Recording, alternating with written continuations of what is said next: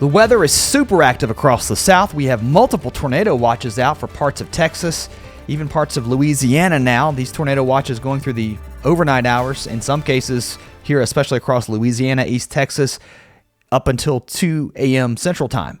Across West Texas and Central Texas, severe thunderstorm watches out here. Storm Prediction Center has highlighted this area for some severe thunderstorms, especially here from East Texas into Louisiana. That's where we see the highest threat for tornadoes. And look at all of the flood watches out. Some very heavy rain possible. The excessive rainfall in this area is very likely now, especially here into East Texas and Louisiana. A high risk of seeing that, so flash flooding definitely on the table. And we're not done with it. As we head into tomorrow, that shifts off to the east and a little bit further to the north too. So Ohio, over to Pennsylvania, even into Virginia, West Virginia. The highest risk would be back here, and of course across the south where we have those really strong thunderstorms with some torrential downpours. Let's go ahead and talk about the severe weather again as we head through the overnight hours into the early morning hours. That is where we're concerned here across southern Texas, Louisiana.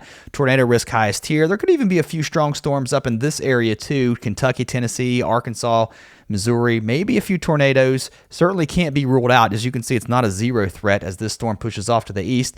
Let's time some of this out as we move through the evening hours. That heavy rain now moving into Houston, right along the Gulf Coast, so wet along the I-10 corridor, torrential rains, flooding likely, I would go ahead and say, in some of these areas where we get these repeating thunderstorms.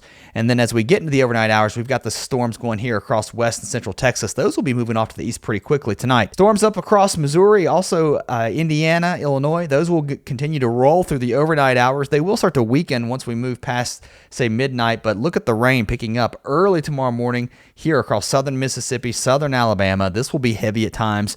Again, that flood risk tomorrow shifts over here now. And again, with these storms up into Ohio, Pennsylvania, West Virginia, Virginia, some of these could drop some heavy rain, even as far north as Buffalo, maybe, as we head into the afternoon and evening hours. And then by the time we get into the overnight, we start to see some showers get very close to New York. I think most of the rain holds off for D.C. and Baltimore until at least sunset. And then as we head into Saturday, we start off the day with some showers here into the mid-Atlantic. And look at this, more rain here across the Gulf Coast. And that's going to kind of lead to a wet and a bit of a stormy day too. And more thunderstorms firing up too on Saturday. This will be need to be watched, especially across the Tennessee Valley into the Deep South with that afternoon heating. The strongest storms on Friday will be focused here along southern Alabama, southern Mississippi, Louisiana, as everything pushes off to the east with that tornado threat there as well. So let's track the rain as we head through the weekend. This is Saturday. Now we're into Sunday, early Sunday morning.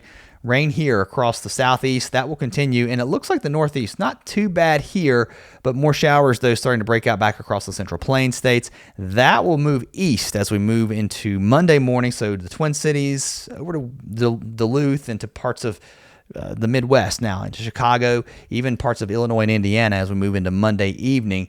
And then things get really interesting next week. And I'm telling you guys, this is something to pay attention to as we head toward, say, Monday, Tuesday, and Wednesday of next week. We're going to watch this trough here across the west.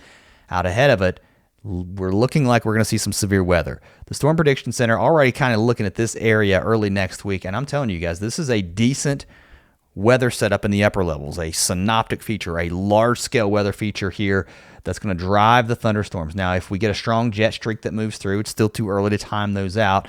You know, this is a severe weather setup. If I had to look at this and say, yeah, you've got kind of a negatively tilted trough here as we head into Wednesday and Thursday, and I've talked about this some yesterday, that could push the severe weather a little bit further to the north and east. And, you know, it doesn't look like it ends. I'm just going to go out on a limb and say, look, this stays active heading into Friday, maybe even Saturday of next weekend. So what does that mean? Well, it could mean that more severe thunderstorms are possible, and I think it means maybe a little bit further north than what we're seeing. Right now, everything seems to be concentrated on the Gulf Coast.